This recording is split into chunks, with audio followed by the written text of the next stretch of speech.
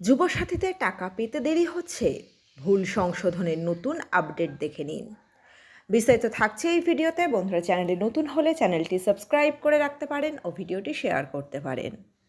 যুবসাথীর মাধ্যমে রাজ্যের বিপুল সংখ্যক যুবক ও যুবতী প্রতি মাসে ১,৫০০ টাকা করে আর্থিক সাহায্য পাচ্ছেন। তবে বর্তমান পরিস্থিতিতে বহু যোগ্য প্রার্থীর ব্যাংক অ্যাকাউন্টে এখনও এই অনুদান পৌঁছায়নি। সরকারি তথ্য অনুযায়ী বাংলা যুবসাথী প্রকল্পের আওতায় উপভোক্তাদের আর্থিক সহায়তা দেওয়া শুরু হয়েছে ৭ই মার্চ ২০২৬ থেকে। প্রথমে এই সুবিধা ১ এপ্রিল থেকে চালু হওয়ার কথা থাকলেও পরে তারিখ এগিয়ে আনা হয়। স্ট্যাটাস যাচাই করা থেকে শুরু করে টাকা না পাওয়ার কারণ নিয়ে সাধারণ মানুষের মনে তৈরি হয়েছে প্রবল ধোঁয়াশা। লোকসভা নির্বাচনের আচরণবিধি কার্যকর হওয়ার ফলে সরকারি দপ্তরের স্বাভাবিক কাজ ব্যাহত হচ্ছে সূত্রের খবর। ব্লক উন্নয়ন আধিকারিকদের লগইন আইডি সাময়িকভাবে নিষ্ক্রিয় থাকায় তারা সরাসরি কোনো সমস্যার সমাধান করতে পারছেন না। যারা সমস্ত তথ্য সঠিকভাবে জমা দিয়েছেন কিন্তু এখনও অনুদান পাননি, তাদের অযথা আতঙ্কিত হওয়ার প্রয়োজন নেই। মার্চ মাস পর্যন্ত পর্যায়ক্রমে এই অর্থ বিতরণ করা হবে।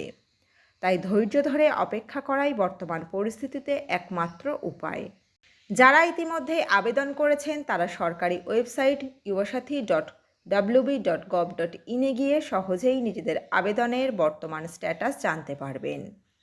যারা আবেদন করেছেন তারা সহজেই নিজেদের আবেদনপত্রের অবস্থা অনলাইনে দেখতে পারবেন। এর জন্য প্রথমে সরকারি ওয়েবসাইটে যেতে হবে। সেখানে আবেদনের অবস্থা দেখুন বা অনুরূপ অপশন নির্বাচন করতে হবে। এরপর আবেদন নম্বর বা রেজিস্টার মোবাইল নাম্বার লিখে প্রদর্শিত সিকিউরিটি কোড পূরণ করে জমা দিতে হবে।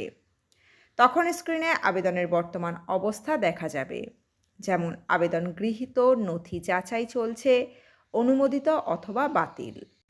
যাদের ফর্মে ভুল রয়েছে বা কোনো কারণে আবেদন প্রত্যাখ্যাত হয়েছে তারা ভোটের আবহ শেষ হলে পুনরায় তা সংশোধনের সুযোগ পাবেন। সাধারণ মানুষের সুবিধার্থে আগামী দিনে লক্ষ্মীর ভাণ্ডারের মতোই একটি নির্দিষ্ট অনলাইন ট্র্যাকিং সিস্টেম চালু হওয়ার প্রবল সম্ভাবনা রয়েছে।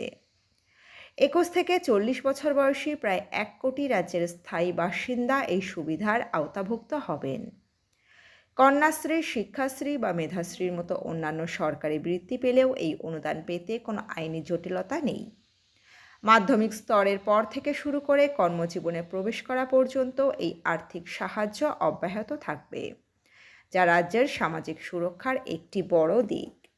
তো বন্ধুরা, এই ভিডিওতে ছিল এতটুকুই। দ্রুত ফিরে আসছি এরকমই নতুন আপডেট নিয়ে।